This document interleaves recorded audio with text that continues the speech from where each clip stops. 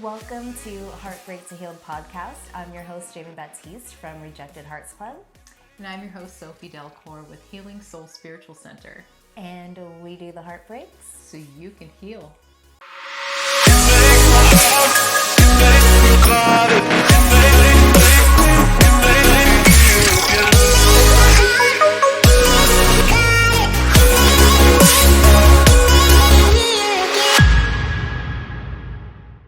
Well, on today's show, we have a very interesting, fabulous guest from Las Vegas, and she has gone through several situations where she's had partners that went to jail. She's gone through abuse, perhaps cheating, but now she has found the love of her life. So we want to get to know her a little bit better. Everybody, welcome Miss Lawanda. Hi. Hello, my dear. We are so excited to have you. We are very thankful that you said yes to share your stories. And with that being said, just based on a few things that I know about you, I just want to get right into it. And I want to know from maybe your first, I don't know if it was a marriage or whatever, kind of tell us the story of what you went through with that. And then we'll kind of go from there. Oh, wow. Well, I want to first premise everything by saying that there is a big importance for girls to have fathers in their lives, because when girls don't have fathers, they look for love in the wrong places. They don't know what love of a man really is. And they get clouded sometimes with them thinking the control and the possessiveness and the extra attention are ways of love because they weren't taught that. So with me not growing up with a father, I, of course, looked for love in all the wrong places and didn't have a true idea of what love was. So when I met him, he was very possessive, very controlling. I thought that was like, oh, this is love. I was with him for, I want to say I was with him for probably about 7 years, with him in and out of prison, in and out of jail. And it was when he was in jail, one of his stints, that I met my daughter's father in 2006. So I was in a very vulnerable place, and I was just looking for something to fill a void at that time. So to be completely honest, I was just on the chat rooms and stuff. And, this guy wasn't too far from where I was at. So I'm like, okay, well, let's meet up and, get, itches scratched, pretty much, for a better term of words. And meeting him, we talked for a long time, 8 hours at least, and really connected on a different level. So it went from just being what was supposed to be pretty much a one night stand to us talking all the time, and the relationship grew very quickly. And next thing I knew, I was breaking up with my son's father and starting something new with this guy who really wasn't that much better than my son's father. And I ended up dealing with him for about 10 years. So with you saying that he wasn't basically better than your son's father, did you not notice kind of the same patterns and red flags? And looking back, do you feel like, man, I should have noticed XYZ about this other person? Yeah, I should have noticed, but I think with me being so vulnerable at that time, and the fact that the differences is well, he's not as bad as him because he doesn't do this. Because my son's father, he was into robbery, theft. He was selling drugs. He used drugs quite heavily, especially methamphetamines. And since this guy wasn't doing that, my daughter's father, he was more so, he would drink. He had told me he used to be an alcoholic, but that alcoholism didn't come back until later on down the time. But he told me he had kids, which I'm like, oh, that's great. I didn't know that the issues he had with his kids, why his children had been taken away from him. He said, oh, yeah, I've been to jail. I didn't know how many times he had been to jail. So a lot of things were hidden from me in the beginning that I didn't find out till later. So those red flags I should have picked up on right then and there. But by the time I found everything out, I think I was too in emotionally. It was hard to separate at that time. Things that you're saying that you recognize now, did you not, where you're saying, I didn't realize he was even doing this, did you not think to ask this person, what are you up to, you know? Of Or course not. because Oh, no. I didn't think to ask that at all because, you know, it he was filling a space that I needed to be filled. Like at that particular point in time, the job I was working 4 10s. So those 4 days of the week, my son and I had my brother at the time, one of my friends kept them those 4 days. So I was at home by myself 4 days out of the week, mhm, upset, depressed. So he just helped to fill that loneliness and that mhm, need to just have somebody to talk to and be around. He filled all that. So I think I just put blinders on to everything else. I didn't think mhm. to ask of any of that. You know, I just thought like, oh, he's fun. Oh, he likes to do this and that. I didn't they were probably right in front of me, the signs, but I purposely ignored them because I just, Because you needed to felt have good. yeah, Yeah, and I feel like yeah, everything you're saying leads up to exactly what you're talking about earlier from your childhood of not having a father figure in your life, and so probably you were growing up where it's that sense of, "Man, I just need comfort, and I need that comfort from a male figure no matter what it is, and if I'm getting yeah, that satisfaction of the feel-good moments from a male figure, then I'm gonna take it no matter what." right, right, right. 'Cause even after our first, I didn't know his history of domestic violence. I didn't know that he was already on his third strike from his ex, having so many. Wow. Yeah, and so about a month into us dating, if that's how you want to say it, we got into an altercation. He had gotten drunk, and um, we were at a casino. He got drunk. I left him there.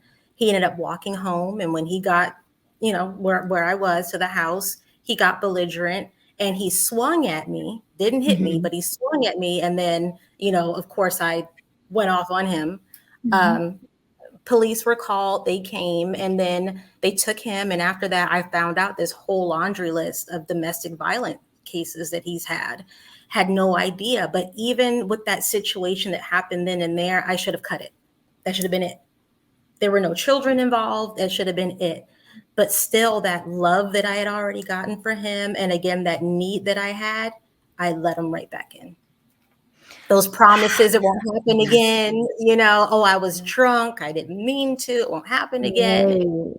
Right. Women fall for things like that just because it is, like you said, filling that void instead Mhm. of recognizing those signs immediately, and you're still putting yourself through agony and pain and physical abuse, mental abuse, whatever, and that damages us so much so where sometimes it makes people not even wanna move forward and have somebody else, or you start thinking, "I don't deserve a good person." Right. Or you can fix them. That's what I thought. I thought Yep. that because I saw the potential in him that he had, and Mhm. Sophie's met him, and he does have, he's a good person, but with the Mhm. drug use and the alcohol use and all of that, it just it, he's one that you have to change for yourself and not change for anyone else. And he didn't want to Mhm. change. He wasn't ready to change. But me seeing that potential in him, I was like, I can fix him. If I just hang around a little bit longer and try to persuade him, I can fix him. And when I fix him, he's going to be perfect. So I think that has a lot to do with why I stuck in as long as I did. I relate to it in, certain respects because of the fact that, I was always a fixer myself. And when you're a fixer, you also tend to, you know, create your own problems for years because you want to be the fixer. You want to be able to help somebody as well because you do see the potential in them. Um, and, every single time, it never works out that way.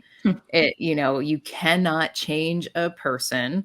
It's just the way it is. No matter how noble the situation is, you just cannot. But you do kind of get, trapped in it when you see things from that kind of a perspective, and especially when you are coming from a place where you were hurting as Mm. well. That you can now, when you're hurting, whether you subconsciously do it or consciously do it, you generally connect to somebody who is also hurting, and you don't want them to hurt, you don't want them to do bad things. You see how awesome they are, so you want to be a part of that process to stop it. it's hard to pull out of those, those kinds of situations. To spin off basically what both of you guys are saying, if you cannot change a person, I've always learned you cannot change people. You can change how you react to those people. So it has Right. to come from you within yourself to make those changes in order to be a better you. And kind of how we all promote is self-love. You have to love yourself first. You have to put yourself first, because clearly in your situation, without putting yourself first, you put these other people first and they were horrible to you. And it's probably like, looking back, if you would have put yourself first, then it's like, man, I would have nipped that out the bud like really quick instead of going through these horrible situations, which is very unfortunate. And do you think that any of these people that you were with, that they actually feel guilty for how they treated you? Yeah. I speak to my son's father very seldomly, probably because my son's so old now. I saw him actually about a month ago. Mhm. He lives in Reno. He apologizes, it's done and over with. When I do speak to my daughter's father, they apologize, but I think they apologize more so because they know it's done. When Mm. there's no chance of coming back, they're like, "Oh, I'm so sorry." For instance, when my son told his dad that I was getting married, he cried on the phone, on speakerphone. My now husband's there. He's hearing the whole thing, and he's crying in a way. He was like, "Oh, I really messed up. Oh, you had a good woman. Oh, you take care of her," because it's done. My daughter's father, same thing. So yeah, they apologize now because they know there's no going back. I think they realize now what they lost, someone who was really trying and was trying to help them. But I've already Mhm. forgiven them. It's done and over with. Will I forget? Absolutely not, because I think me not forgetting is what helps keep me grounded in a way, and also helps me to appreciate what I have now by Mhm. not forgetting. And I think also, as to what you were saying earlier, as women, we're so nurturing and mothering and how we want to help and fix things. And then we feel as if we're responsible. It's like once we put our foot in it, then we feel like we're responsible now to make sure that this is done. I can't tell you how many times police have been involved and they pull me to the side and say, "Why are you with this guy? And Why, what's why been are your you?" response to that? If you have literally police telling you, I, like, what's my going response on? has always been, "I don't know. Wow. I don't know." Because I don't want to give the cheesy answer and say, "But I love him." I was Like, yeah, that's it's always like, I don't know, and I think it is that you feel responsible for them then. It's like, well, if I let them go and then they go out in the streets and they have an overdose or they get hurt or mhm. something, it's my fault. So I have to make sure. And it makes it worse when you have children involved. When Right. my daughter was born, should have thought was, it's better for my daughter to not have a father than to have a negative experience of a man. And now that's hurt her even more because she's dealt with her father being in and out, in and out. She's seen him drunk. She's seen him high. She's seen the police take him to jail. She's seen him tell the police to kill him. She's seen Mm. him know of him robbing stuff. Last time he was here, he broke into our mailboxes and stole mail.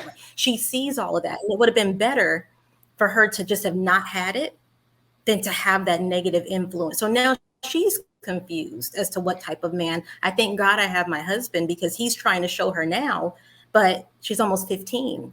So she's had Yeah. 15 years of seeing all this negative of a man, and it's been detrimental. So, I think it's worse when we have kids involved because then we really try to make it work. You try to make Yeah. it work, but kind of something you were saying earlier of, not having a father figure in people's lives. I'm kind of going to go back and forth with that, because sure, you can have a father figure in your life, but if that father figure isn't what he should be or meet standards, like, then you're going to mess up that kid's mental, period, Right, and not even you as a partner. So right. sometimes I do ask the question with women is, why stay in something just to stay in something for the children, if this something is something that deep where it's jail time, drugs, whatever, and that's making everybody's lives miserable. And then that's going to have kids that once they become 20s, 30s, they're going to carry that with them on the inside. So it's like, Right. sure, they can have a father or father figure, but if that father figure isn't a parent, then Hmm. what's the point? Right. And that's something I wish I realized then. It's you were fighting Yeah. for love, your family, but at the same time, it's just this person that's so negative that affect a lot of people's lives and they don't care. It's very selfish. Very Yeah, and I selfish. think what hurts her so much is because they did have a really tight bond. They're Mm, both Geminis. Their birthdays are a few days apart, and with me being the only one working, they did bond. They had their mhm. own little their own little sign language. When he went to jail again, when she was 2 and was gone for 2 years, she went through that Wow. heartbreak. Yeah. When he was in and out of, so it, and she's suffering now behind it. Right now, Mhm. her dad is a very, very tough trigger for her. When you bring him up, she'll immediately cry Mm. because there's so much pain behind that. She's And hurt, and she very, very. carries those memories from a young age, and those are things Hmm. that you're just not gonna forget because it wasn't, like, something as small as, "Okay, well, mom and dad are just fighting." No, like, everything that she went through is pretty heavy, and for yourself too. So, which brings me to the question of, from that relationship, how did you heal yourself in order to be better for you and your kids? I had to get to a point, and I'm very religious. So, talking to my pastor and my first lady, because I even tried to get my daughter's father to go to church. He would come to church, and she told me, I see something in him, and he's not going to change. Nothing that you do is going to make him change. He has a spirit in him that he has to want to do it for himself. And she told me, until you focus on yourself and let that go completely. Not just say you're going to let it go, not just cut yourself off in one point, but still have the physical part of it. You have to let it go completely. And she said, until you let it go completely, you will never be in the position that you need to be for God to give you who He has for you. And I had to get to a point to where I looked at him one day and I was just disgusted. I said, I'm done. It took him a while to finally get the point, and he left. And when he left, I was done. I was no longer trying to go out and look for love myself. I said, I'm just going to go to work, take care of my kids, and leave it at that. But I had to be completely 100% done with it. Mhm. And Yeah. then I met my now husband at work, so I wasn't looking for him, I was at work, and he messaged me and stuff. I'm like, who is this weirdo, but we started talking more and hanging out. And I want to say about less than a year of us dating, he said that he wanted to get married. And I said, well, if that's what you want to do, you have to prove it. And Mhm. we started officially dating in 2018. 2018 he proposed, and we got married in 2020 officially. Had our wedding 2021 because the pandemic killed everything. But I know that if I had not let the other guy go completely, if he even had an inch left in my heart, I would not have been able to move on. At all, because you'd still be holding on to a piece of him or a what if of him or something like that, and you cannot move forward with another person because that's also not fair to somebody else if you're still having Hmm. inklings of somebody else with Yep. you. But I want to point something out, Yep. just especially for viewers that, listening to your story and how everything went, and then knowing like how it ended, and you finally did have that moment to let go, and now you finally meet, who's your husband now, and you're Prince Charming, and it's amazing. And then you go to tell both of these individuals that you're getting married, and then having them both respond the way in which they did. Hmm. That I've seen it before, and I've experienced it before. And what that is in the realm of a narcissist Oh, yeah. having to be forced to let go, who's now also giving their last shot at emotional control because of how they responded to you, trying to make you feel guilty because they feel so bad. And I Hmm. point this out because those that are in a situation that's similar to this right now really need to hear something like this, that the unhealthy people are still putting this attachment, trying to force an attachment onto you, even while you're now going to get married to somebody else that you really love, and they're still going to try. They're still Yeah. going to hold on. They're still going to do it one more time.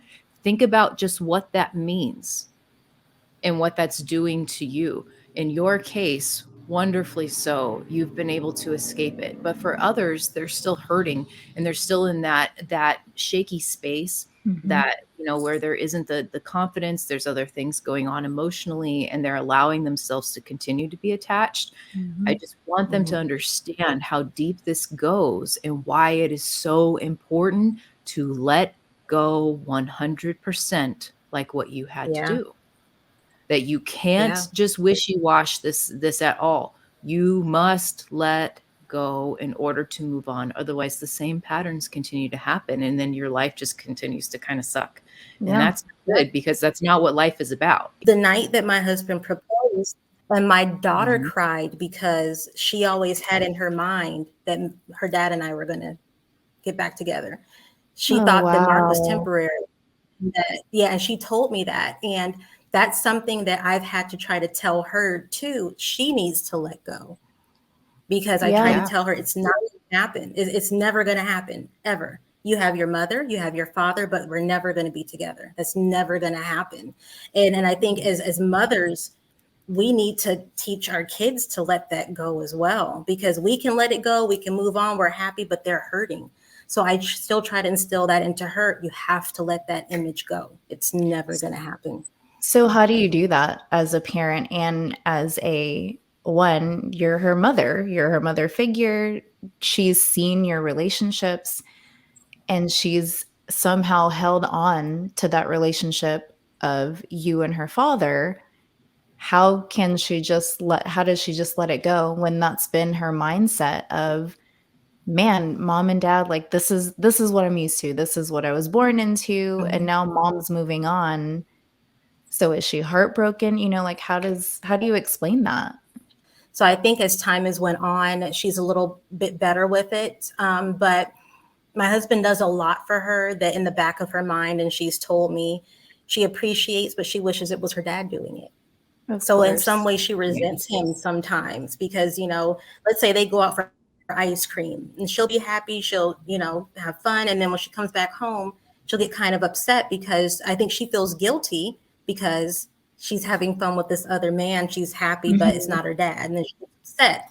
Like my dad should be doing this. So she goes to therapy. That's I know good. she brings that up, but I really don't know how else to help her heal from that detachment. But I mean, he's in prison right now. And you're doing everything that you can. What's hard, and I'm really happy you brought this up too. This is a really good good Mhm. topic. Watching what my own stepkids go through, my previous stepkids as well, and then just knowing like how I was about my own troubles in life. That a lot of this also has to do with age as well. She's only 15, and you're still in a kid mindset, especially when you have come up with some kind of trauma, extreme situation, and things like that. And obviously, she went through a lot for Mhm. years, and this is all processing through a child's mind. You're not even done developing your brain until you're Mhm. well into your 20s, first of all. So Right. for her to understand the concepts, no, it's going to be like the kids stuff. Of course, she would rather have dad Mhm. do this and that and the other thing, but it's just not in the perfect world. And obviously, there's been upsets because of that desperate need to hang on to something that doesn't exist, and just what that causes, and Mhm. how there are so many kids that actually go through this in different ways. Yep. They really do, and they're not going to understand that themselves. You have to be grown and experienced to Mhm. see and understand that. I've got that going on with one of mine, and it actually makes the emotional trauma from it even worse because there's such a desperation there. What you're saying, Sophie, is especially a 15-year-old girl. Like, we've all been teenage girls and we've all had whatever situations with our Mhm. parents or whatnot. But I was kind of Yeah. opposite, where I grew up in a household. My dad did a lot of different things, but I was telling my mom since I was like 7 years old, divorce this man. Like, this isn't what you need. We don't need you to be with dad because you have kids. But she hung on for 26 years. So I'm opposite, where I didn't hang on to having like, oh my God, like my parents aren't together. It's like, no, like I could see from a young age what's right is right and what's wrong is wrong, and how a man does not need to treat a woman, or any partnership in general. Like, nobody deserves anything that you went through, period. And now it's like Right. your little girl is hanging on to the thought of love, and that just sucks. Yeah. Especially from Yeah. a parental perspective, because you're watching her go through this and you went through your own experience.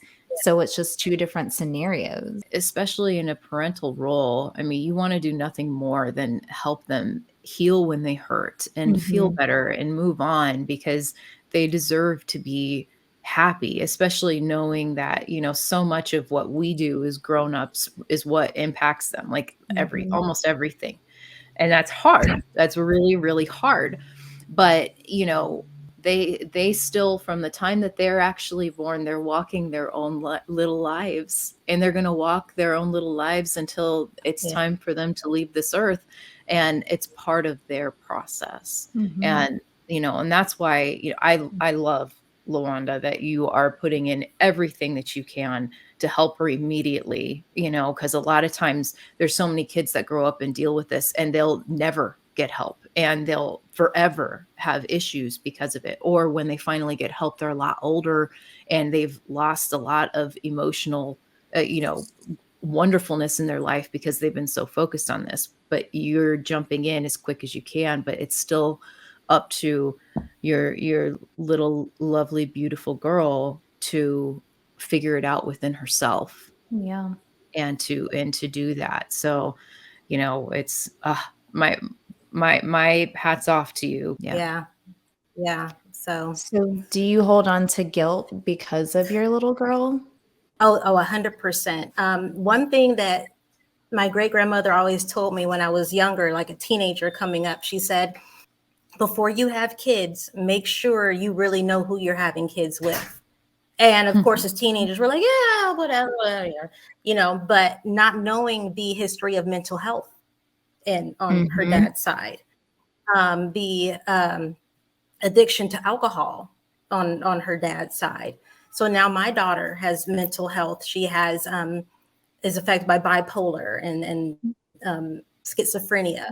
And those are things that, of course, she can't control. But Mhm. those are things that, had I looked past all this other stuff and really got to know who I was dealing with before I got pregnant, I could have pumped the brakes right then and there. So I feel regret and guilt even from that moment. And then after her coming to this earth, still dealing with her dad the way that I did, I Mhm. do have a lot of guilt behind it. Anytime that she gets in some type of trouble or has some type of mental episode, I feel guilty because I know a lot of things she Mhm. can't control, but they're based on the choices I made. So I Mm. do feel a lot of that. She's right now in a mental health facility in Reno, to try Mhm. to get some care and help that she needs. And I feel guilty that she's even there, because Mm. I tried everything that I could here. She was meeting boys and running away and doing all this stuff. And so I need to get her the help she needs now before she does hit 18, 21. And I Mhm. feel guilt behind it, because I should have been more focused on her and her emotional needs as a little girl instead of just trying to keep her dad in her life. Mm. But moving forward, you're doing everything that you can. You're doing the best for her in order to give her the best life that she needs. So please pat yourself on the back Yeah. for that. But that guilt Yeah. is still there. That guilt is, I don't think I'll ever lose that guilt. And I know I Mhm. need therapy myself. But I Mhm. have this whole feeling is I can't help myself until my kids are good. So until I know that she's Interesting. gotten all the help that she needs and she's good, I would feel even more guilty going and getting help on myself when my child is still dealing with this. What makes you feel guilty about putting your needs, like your kids are getting everything from you, of course. Your daughter, you're helping your daughter now. Why can't you take care of yourself as well? I think I feel in a way that for so long I've put my needs before them, and I don't feel like it's my right to do that again. I feel like, and it's probably not right, my way of thinking, but in the back of my mind, if my kids aren't whole, I can't make myself whole because part of me is my kids. So if Mhm. they're not where they need to be mentally, emotionally, I can't take that time away and go do it for myself. And now I'm fine, I'm good, and they're still broken. So that's how I feel in my mind. I know that's most likely not right, but I can't take that time to go and just dedicate to myself in that way, and she's still hurting. So it's clearly not a right or wrong. Just in general, even when we were talking earlier about putting yourself first before these dudes.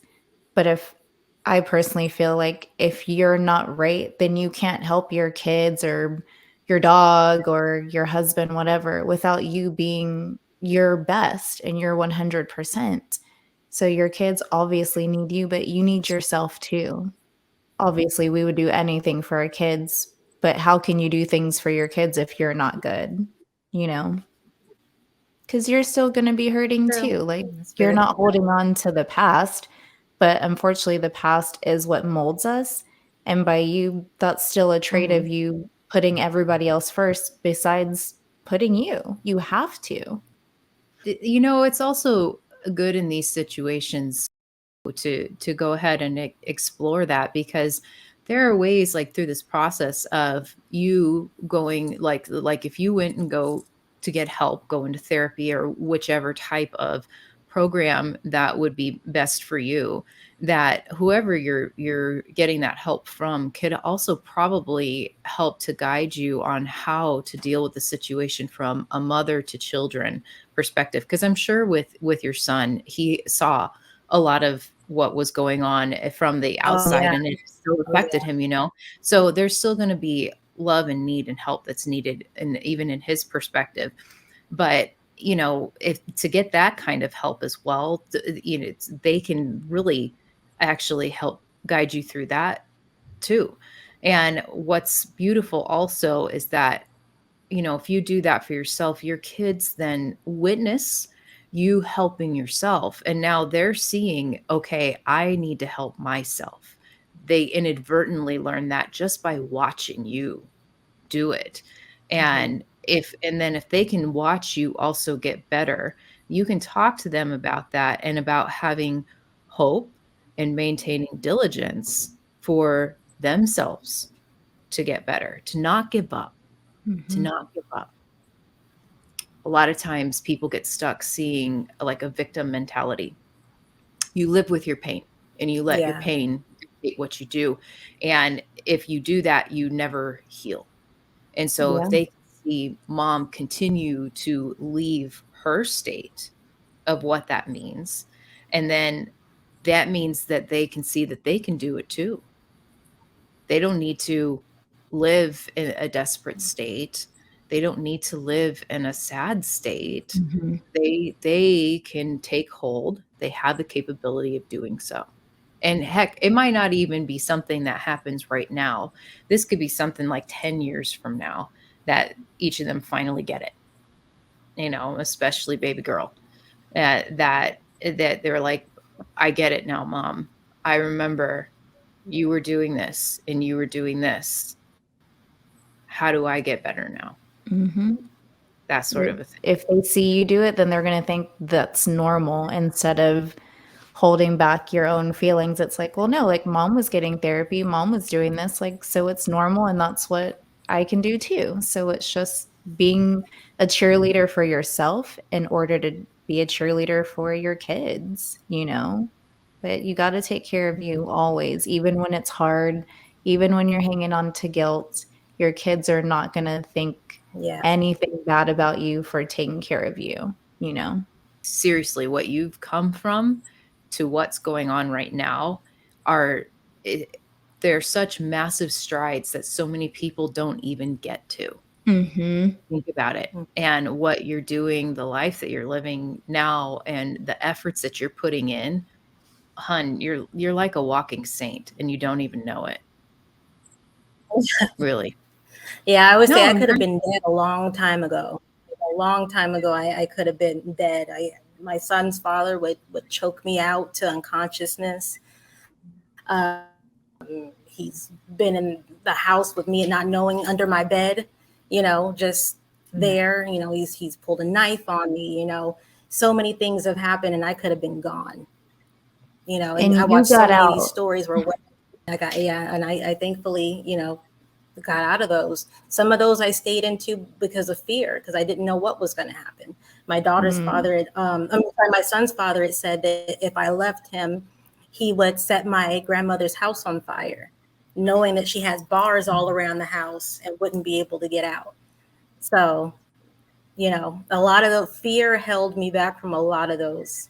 So I'm thankful that I am here today. and like Sophie was saying, you're this, like, angel walking around. So many women, unfortunately, don't get out. So your story, you don't know who you could be helping because you got out and you saw the light for yourself and for your kids, period. It's a lot, and I tell a few people, a couple of girls that I worked with, they were going through things. I just told them bits and pieces, and Mhm, they're like, "How are you able to deal with that? I would have lost it, even what I'm going through now." And all mhm. I can tell them is, for me, it was God, and just having that strength, that having that determination, just to not let that be the end of you. So if somebody is in a bad situation, an abusive situation, and like you're saying, they have nobody, and what if they don't have the courage to go talk to a supportive group? What would you recommend for them to do? Pray. And what if they don't I, pray? I I would say to pray. That's a tough question. If they don't have a support group, if they Mhm. don't have any sort of faith outlets, all I can say is just try to get away. What I wanted to add, because these are very serious situations and way more common, unfortunately, than they should be. Usually, communities, different, cities and whatnot, do have outlets for situations like this. An example, yes, in Las Vegas is like Safe Nest is a place that you can depend on.